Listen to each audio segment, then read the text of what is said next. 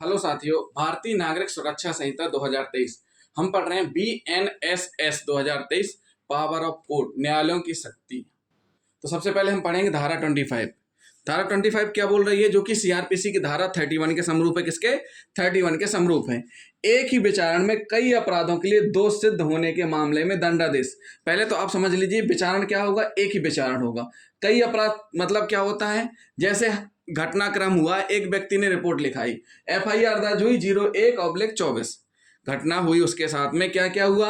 गाली गलौज, मारपीट, जान से मारने की धमकी, एक से अधिक व्यक्तियों ने मारपीट की और उसको 7 चोट भी आई हैं, साथ ही साथ उसको फ्रैक्चर है, गंभीर चोटें आई हुई हैं। तो सेक्शन कौन सी लगी है? गाली गलौज, साधारण मारपीट, ये है 324 यानी कि शार्प ऑब्जेक्ट से चोट पहुंचाई गई है। 325 यानी गंभीर है, फ्रैक्चर वगैरह आया है, जान से मारने की धमकी दी है और 2 से अधिक व्यक्तियों ने समान आशय से मिलकर के ऐसे अपराध को कारित किया है। अब देखिए, इसमें जो घटना हुई है, एक समय में घटना हुई है, ठीक? तो घटना जब एक समय में हुई है तो घटना करने वाला वही व्यक्ति है, पीड़ित एक है। जब पीड़ित एक है, घटना करने वाला वही है और एक समय में घटनाक्रम हुआ है और विवाद जो हुआ किसी एक ही बात को लेकर के हुआ है। और जब थाने को कंप्लेन करने आया तो कंप्लेन कर रहा है कि उस घटना स्थल पर ऐसा विवाद हुआ, तो FIR नंबर दर्ज हुई 01/24। उसके अंदर इतने सारे सेक्शन यानी इतने अपराध उसने किए, यानी पीड़ित के साथ कितने अपराध हुए? 1 2 3 4 5 6 अपराध हुए। जब विवेचना कंप्लीट हो जाएगी, विवेचना कंप्लीट होने के बाद केस डायरी कहां पहुंचेगी? कोर्ट में पहुंचेगी। जब कोर्ट में पहुंचेगी तो ये जो सेक्शन है 1 2 3 4 5 6, ये FIR एक है तो चालान भी इसका एक ही कहलाएगा। चालान एक ही जाएगा, ना कि 1 2 3 4 5 6 चालान नहीं जाएंगे। और इसका ट्रायल भी एक ही बार होगा, एक ही बार में होगा ट्रायल। मतलब ऐसा नहीं है कि इस सेक्शन के लिए अलग विचार ट्रायल चले, इस सेक्शन के लिए अलग चले, इस सेक्शन के लिए अलग चले, इसके लिए अलग चला, इसके लिए अलग चले। एक ही ट्रायल होगा और एक ट्रायल जब चल रहा होगा तो उसके अंदर कितने सारे अपराध हो रहे हैं?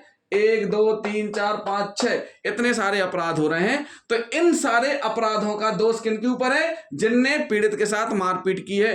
फिर न्यायालय डिसाइड करेगी कि इनमें कौन कौन से अपराध प्रमाणित पाए जा रहे हैं, कितने का चार्ज लग रहा है। अगर इनमें से कोई धारा ऐसी होगी जिसका अपराध नहीं बन रहा है तो न्यायालय उसको हटा देगी। अगर सभी का बन रहा है तो सभी का चार्ज लगेगा। उसके पास लास्ट में न्यायालय क्या करेगी? सजा सुनाएगी। तो इस 294 में भी सजा सुनाएगी, 323 में भी, 324 में भी, 325 में भी, 506 34 में भी सजा सुनाएगी। तो ये क्या हुआ? एक ही विचारण में कई अपराधों के लिए दोष सिद्ध होने के मामले। मतलब क्या है कि FIR एक है, उसमें कई सारे सेक्शन है। सेक्शन मतलब घटना स्थल पर मारपीट जो की गई है तो उसके साथ गाली गलौज ना होकर के मारपीट भी हुई है और अपराध भी उसके साथ हुए हैं। तो इस परिस्थिति में क्या होगा कि एक ही विचारण होगा, लेकिन अपराध क्या है? अपराध 6 हो गए। तो इनके लिए दोष सिद्धि के होने के मामले के बारे में हम आपको समझाने जा रहे हैं। तो साथियों, हमने एक एग्जाम्पल दिया, अब आगे हम पढ़ेंगे। जब किसी अभियुक्त को एक ही विचारण में एक से अधिक अपराधों के लिए दोष सिद्ध किया जाता है, तब न्यायालय भारतीय न्याय संहिता की धारा 9 के उपबंधों के अधीन रहते हुए उसे विभिन्न अपराधों के लिए उपबंधित दंडों में से वह दंड दे सकता है जिसके लिए वह प्राधिकृत है। ऐसे विभिन्न दंड एक क्रम में प्रणीत होंगे जब तक न्यायालय ऐसे निर्देश न दे कि वे एक साथ भोगे जाएंगे। मान लीजिए इसमें 1 महीने की सजा हुई, इसमें 1 महीने की सजा हुई, इसमें 1 साल की हुई, इसमें 2 साल की हुई, इसमें 1 साल की हुई, इसमें 6 महीने की हुई। तो या तो न्यायालय दे सकती है कि अलग अलग सब सजा भुगती जाए, या दे सकती है कि एक साथ सभी चलेंगे। तो साथियों, वही हम आपको बता रहे हैं कि अब इसमें इन्होंने बताया है कि न्यायालय BNS की धारा 9 के उपबंधों के अधीन रहते हुए विभिन्न अपराधों के लिए उपबंधित दंडों में से दंड दे सकेगा। तो धारा 9 क्या कहती है? BNS की धारा 9 कहती है कि जब किसी एक ही प्रकार के आपराधिक कार्य को बार बार दोहराकर किया जाए तो उससे केवल एक ही अपराध बनता है। जैसे किसी पर लाठी का वार किया जाए तो केवल एक ही अपराध बनेगा। इस प्रकार बार बार झूठ बोलने पर एक ही झूठ समझा जाएगा। अगर मान के चलिए इस व्यक्ति पर जो केस रजिस्टर हुआ है, चाहे इसको एक थप्पड़ मार दिया जाए, चाहे 100 थप्पड़ मार दिए जाए, तो धारा तो एक ही बनेगी ना, 323। क्या बनेगी? धारा तो एक ही कहलाएगी। ऐसा नहीं है कि अगर उसने 100 थप्पड़ मारे हैं तो 100 थप्पड़ के लिए 100 323 लग जाएगी। एक ही 323 में आएगा। टोटल क्या माना जाएगा कि उसने 323 का अपराध किया है। इसी प्रकार इसमें उदाहरण में बताया गया है कि एक व्यक्ति अगर एक बार लाठी मार रहा है तो वह चाहे 2 बार मारे तो एक ही अपराध कहलाएगा उसका। हाँ, अगर उसकी चोट गंभीर हो गई है तो उस स्थिति में जब अभियोजन चलेगा तो फिर वो धारा बढ़ जाएगी, तो उसमें फिर बड़ी धारा आ जाएगी। पॉइंट नंबर 2 क्या कहती है बीएनएस की, धारा 9 की, जब एक कार्य अथवा घटनाओं के क्रम से कई भिन्न प्रकार के अपराध होते हैं या एक ही स्वभाव के कई अपराध हों जिनका संबंध भिन्न व्यक्तियों से हो, तो प्रत्येक ऐसा अपराध अलग अलग दंडनीय होगा। अगर अलग अलग चीजें आ रही हैं, जैसे जब एक कार्य अथवा घटनाओं के क्रम से कई भिन्न प्रकार के अपराध होते हैं। अब इसमें देखिए क्या हो रहा है, इसमें एक अलग भिन्न हो रहा है, गाली गलौज भी हो रही, मारपीट भी हो रही, जान से मारने की धमकी भी हो रही, 2 से अधिक व्यक्ति मारपीट भी कर रहे हैं, प्लस शार्प हथियार, शार्प ऑब्जेक्ट से मारपीट की गई है, फ्रैक्चर या गंभीर चोट भी पहुंचाई गई है। तो इस स्थिति में क्या होगा, प्रत्येक ऐसे अपराध के लिए अलग अलग दंडनीय होगा। लेकिन अगर केवल मारपीट बस की जा रही है, जैसे डंडे से मारा जा रहा है, एक डंडा 2 बार मार दिया, 3 बार मार दिया, तो उसके लिए 3 बार अपराध नहीं होगा, एक ही अपराध माना जाएगा। फिर पॉइंट नंबर 3 क्या कहता है बीएनएस की 9 में, जब एक ही कार से भिन्न भिन्न अपराध बनते हो तब अभियुक्त पर प्रत्येक ऐसे अपराध के लिए अभियोग लगाया जाएगा जिससे मामले को हर दृष्टि से देखा जा सके, परंतु अभियुक्त उन सभी अपराधों में से केवल उसी अपराध के लिए दंड का भागी होना पड़ेगा जो सभी अपराधों में बड़ा होगा। जो सभी अपराधों में बड़ा होगा उसके लिए होगा, ये ऐसा बताया गया है। तो वही हम आपको आगे बताएंगे। कभी कभी एक कार्य जो स्वयं अपराध होता है अन्य कार्यों के साथ मिला देने से या तो भिन्न अपराध बन जाता है या उसी अपराध का बड़ा हुआ रूप धारण कर लेता है।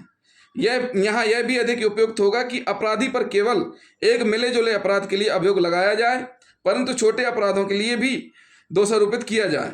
क्या किया जाए, छोटे अपराधों के लिए भी दोषारोपित किया जाए। जैसे मान के चलिए, एक उदाहरण है कि एक व्यक्ति जो चोरी करने के लिए रात्रि में गृह भेदन करता है तथा चोरी करता है, तो उस पर दोनों अपराध का आरोप लगाया जा सकता है।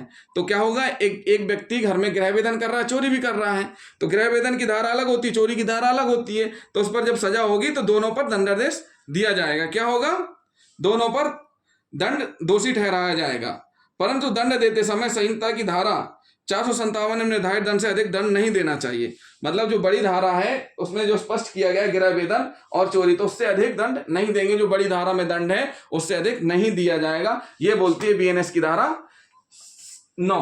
अब हम पढ़ेंगे पॉइंट नंबर 2। ये भाग 1 हो गया। भाग क्या हो गया, 1 हो गया कि एक जब किसी अभियुक्त को एक ही विचारण में एक से अधिक अपराधों के लिए दोष सिद्ध किया जाता है तो न्यायालय की 9 की धारा बंद होगी।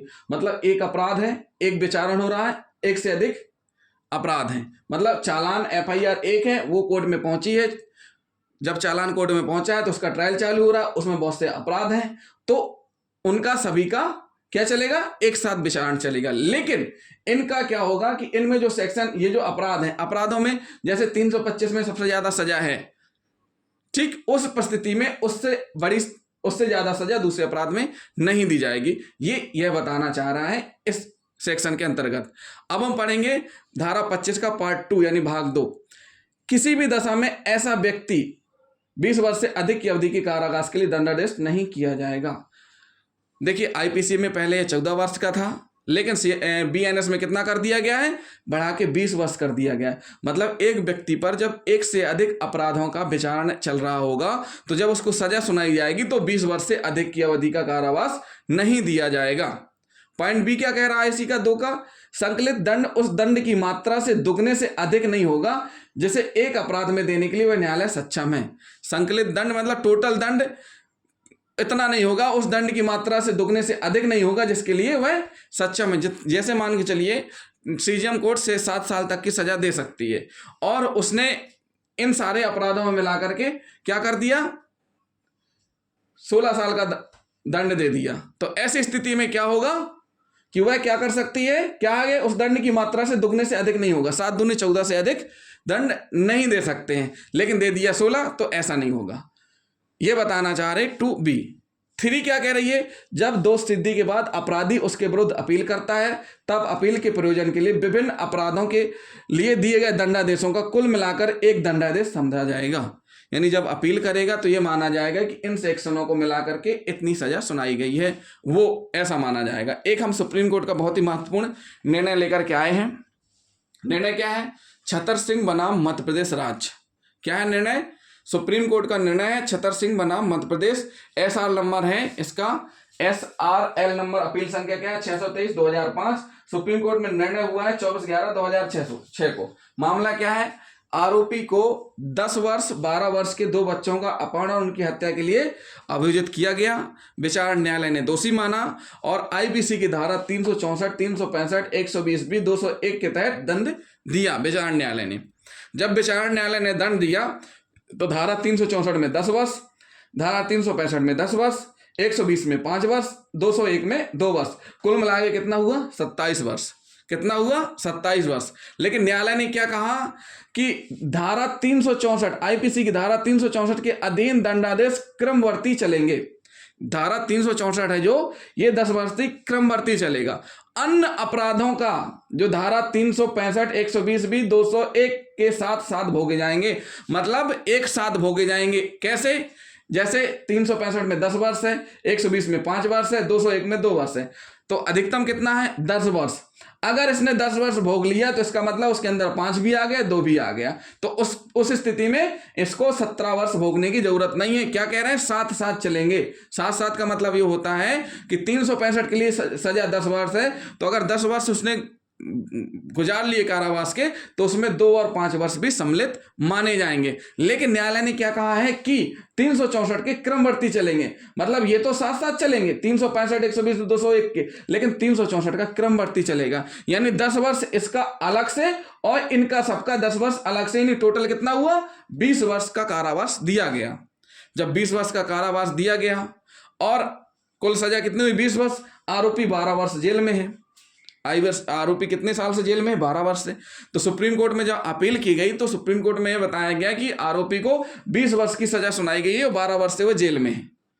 जब 12 वर्ष से वह जेल में है और अधिकतम सजा की अवधि कितनी है 14 वर्ष, और यहां कितनी हो रही 20 वर्ष, तो न्यायालय ने क्या कहा कि जो अधिकतम अवधि है उससे अधिक सजा सुनाई गई है 20 वर्ष, इसलिए यह अवैधानिक है, इसलिए आरोपी को यहां से छोड़ा जाए जेल से। क्यों? क्योंकि पहले ही 12 वर्ष तक की सजा का भुगतान कर चुका है। यानी कि हमारा समझाने का मतलब यह है कि जब भी क्रमवर्ती और एक साथ भोगे जाएंगे तो उनका मतलब क्या होता है, क्रमवर्ती मतलब वो अलग से चलेगा और एक साथ मतलब जो बड़ी धारा में अपराध है वो एक साथ माना जाएगा। मान के चलिए 5 वर्ष की सजा बस होती, 10 वर्ष की नहीं होती, तो 2 वर्ष, जब 5 वर्ष तक सजा गुजारेगा तो 2 वर्ष तो पहले ही रह चुका होगा ना, तो ये मान लिया जाएगा कि 2 वर्ष का भी उसने भुगतान कर लिया है। तो इसी प्रकार जब उन्होंने बोल दिया कि 364 को छोड़ करके बाकी का साथ साथ चलेगा, तो 10 वर्ष, 5 वर्ष, 2 वर्ष इनका एक साथ माना जाएगा। बड़ी धारा में अगर सजा जो दी गई है 10 वर्ष की वो भुगत ली जाएगी तो ये माना जाएगा कि 5 और 2 वर्ष का हो गया और 10 वर्ष का ये क्रमवर्ती माना गया। लेकिन आईपीसी में प्रावधान क्या था कि अधिकतम 14 वर्ष तक का ही दंडादेश दिया जाएगा। क्या था, 14 वर्ष तक की अवधि के कारावास के लिए दंडादेश दिया जाएगा, 14 वर्ष से अधिक के लिए नहीं होगा। और अब क्या हो गया बीएनएस में होगा 20 वर्ष से अधिक की अवधि। यानी जो ये कंडीशन हुई है, अगर ये धारा लगी होती अब अगर होगा 20 वर्ष, तो वहां पर ये माना जाएगा कि हाँ आपको 20 वर्ष ही करना है।